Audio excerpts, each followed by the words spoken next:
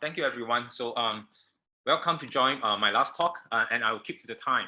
So, what I hope to share with you today is how to teach smarter and in a very new environment where we teach online learning, where teaching goes asynchronous. So, before I jump into the AI chatbot that I'm going to talk about, let me very briefly talk about the idea. So nothing of any consequence happens unless people get behind an idea. So it begins with an individual, and in this case, it is Professor Eric Mazur at Harvard University, who started in 1990s the idea of peer instructions in online learning.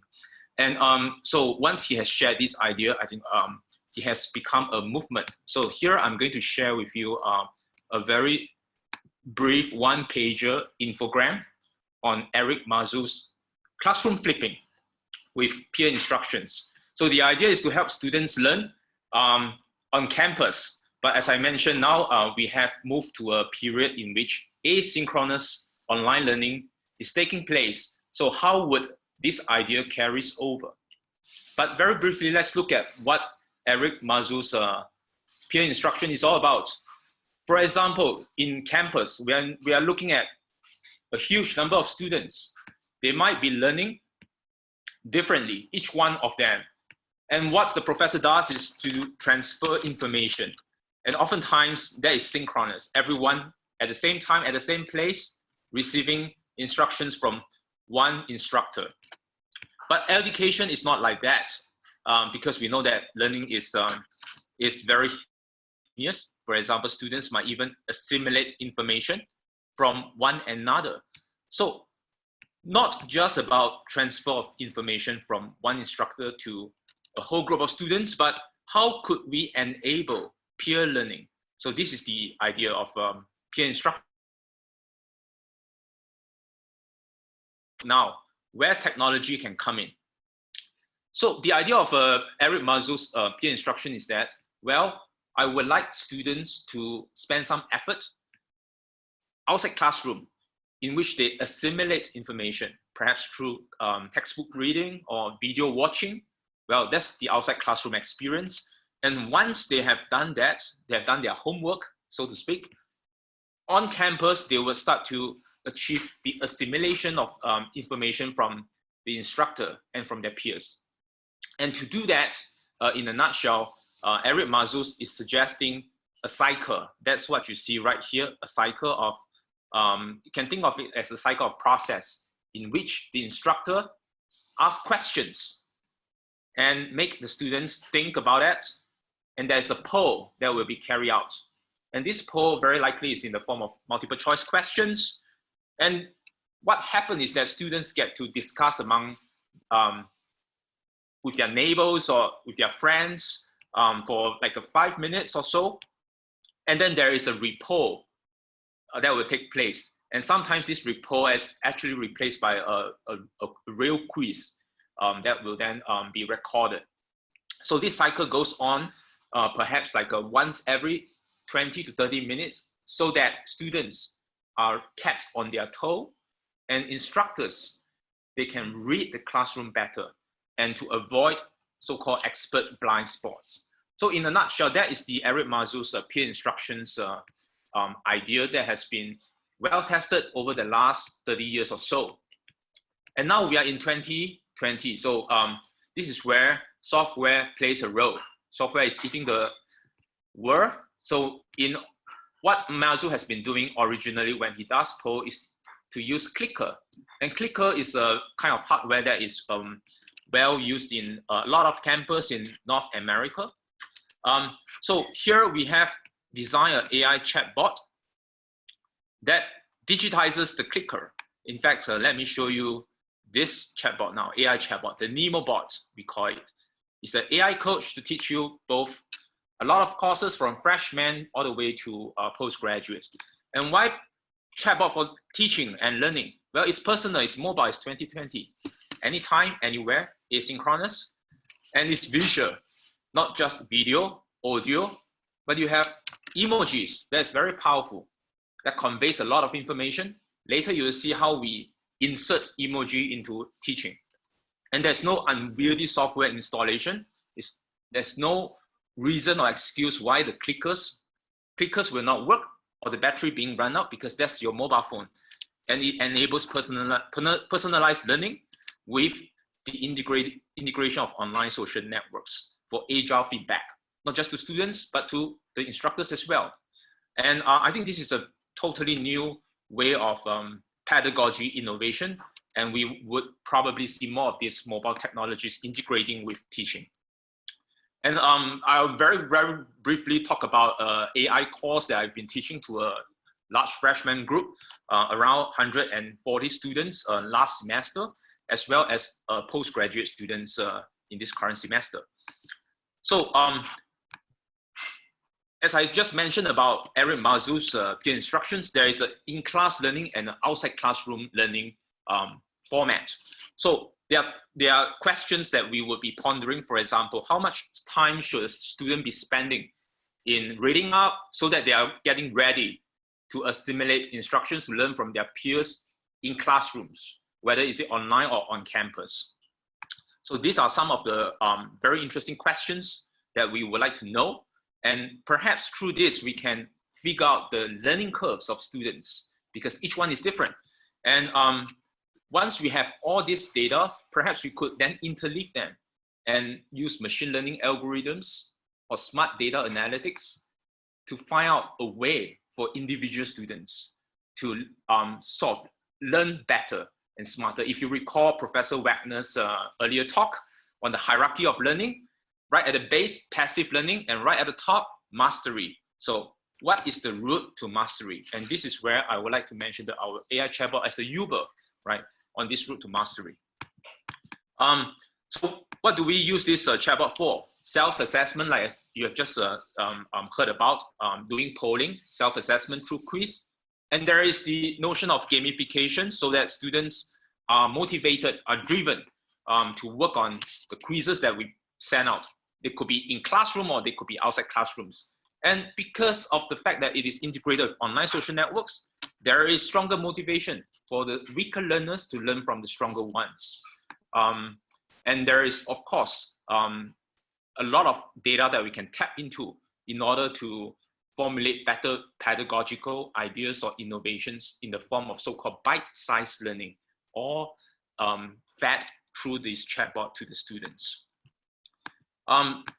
Let me very quickly run through some of these functionality. For example, we can send quizzes. And not only that, we do not have time for that. We can use it as a way to teach programming. Anyone can learn how to program this chatbot and play games, especially AI games and other activities. So what is the course quiz like for this talk? For example, I might be sending a poll, MCQ, or a real quiz, and students would then react accordingly. And they could then very quickly see the outcome of the course. So here, let me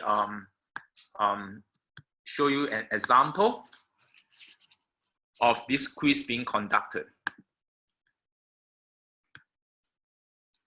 For example, a student get to, so this is a recorded video, starts to see the votes that has been displayed by the outcome of every student's participating in the votes. And thereafter, a quiz, MCQ is being posted out. And you see that it's multimedia. You could incorporate images like code snippet. The student can blow this code snippet out, observe carefully, think for a few minutes, where are the mistakes, the logical mistakes, and perhaps then answer that quiz accordingly. And at that point in time, the students is allowed to converse, engage in productive discussion with his neighbors. And on campus, it might be your neighbors just next to you. And if it's an online setting, like what we have now, then we ask students to go to breakout room in Zoom for 5 minutes in order to talk among themselves. And thereafter, they come back again and answer the quiz towards the end. So it is very robust. We have tested this on the AI course for freshmen, as well as for this postgraduate course for teaching machine learning and optimizations. And the idea is that MCQ questions can be very well designed to allow students rather than passively answering the assessments. Now, let me jump back to the undergraduate statistics. For example, as I mentioned, we would send out polls, and what kind of polls, you may ask. So this is where what you see is that this is the polls that we have sent out in the last semester. For example, you could ask them, hey, vote for your preferred midterm exam. And we observe that this group of students, 160s, almost half of them are exchange students coming from Europe and United States and so on. Well, they react very fast to the post we post out. Like by the end of the day, we will receive almost 80%. And from this, the instructor is able to adapt and modify the course accordingly very well. For example, what group size for project-based learning is ideal? And we ask them, hey, note the Jeff Bezos 2-pizza rule. And you know, I could then very quickly understand, oh, what students like. And one of the kind of questions that you might see in terms of poll, for example, how far is the moon from the earth? We give them a few choices. And students, once they have made their votes, they can see, oh, I am in those groups that think that, oh, it's that far. But actually it is, it can be calculated based on back on the envelope calculations, and like 60% of the students getting it correct and so on. I think that gets student thinking. And last but not least, let me go to the last part on the feedback that we obtain from the students in terms of using this chatbot. For example, we ask students by the end of the semester, do you prefer time-limited in-class quiz or those outside classroom quiz that have no time limits? And this is the statistics feedback from the students. A lot, very much like what we have done. And do you prefer classroom flipping in lecture like what we are doing, peer instructions, where there's a poll followed by a quiz? Or do you prefer the old way of lecturing, just one-way instruction transfer? And we saw that, hey, out of the 160, more than half, right, over 80%, like what we are doing now. And that was last semester. And how about this ongoing semester? Now, this is where you see this is the browser base of the chatbot itself. For example, I could, let me see if I could show you. Well, for example, I have just sent out the quiz, right? I've just sent out the quiz on last week. I prefer online classroom flipping, or do I prefer the old way? So that is the choices we made. So I've made my vote, and then I press vote result. And what you see is that the vote is being displayed to you graphically, very nice visually in a pie chart. And you could see that, hey, a lot of students, they really like, for example, this is the postgraduate students, mainly mainland Chinese students. We have quite a lot still like our new way of presenting, and close to half like the old way of lecturing. So that is new to me, right? That's postgraduate students. So let me quickly wrap up. So why peer instructions work? Because it engages students to think. And not only that, it enables online interactivity, increases them through gamifications, through online social networks, helps the instructor to avoid expert blind spots, and to allow the instructor to read the classroom better. And I hope that through this learning process throughout the semester, every single learning consequences is being collated by this chatbot and allow students to see and to learn better. So thank you very much. If you have any questions, I'm very happy to take them. Thank you so much, Dr. Chan. If anybody has any questions in the meantime, please feel free to enter them into the Q&A. There is one question just quickly. Can you explain the difficulties between language complexity when creating a chatbot, for example, between the Chinese language and the English language? Yeah, that is a very good question, because the chatbot or the mobile technologies that we have is ever evolving. So in terms of languages, I think here we are mostly using English. Then that is not a problem. We have very well developed natural language processing platform nowadays to learn, to improve interactivity between humans and the bots themselves. And for Chinese is very special because of the character, not just Chinese, but Koreans and also Japanese country as well. And I think we are seeing a lot of research ongoing. And I think this is a very interesting area for researching, not just for, researching machine learning, but the facts that it is being put into practice or use, that is even more important. So how we can get to that stage, it is something probably in the next 5 years.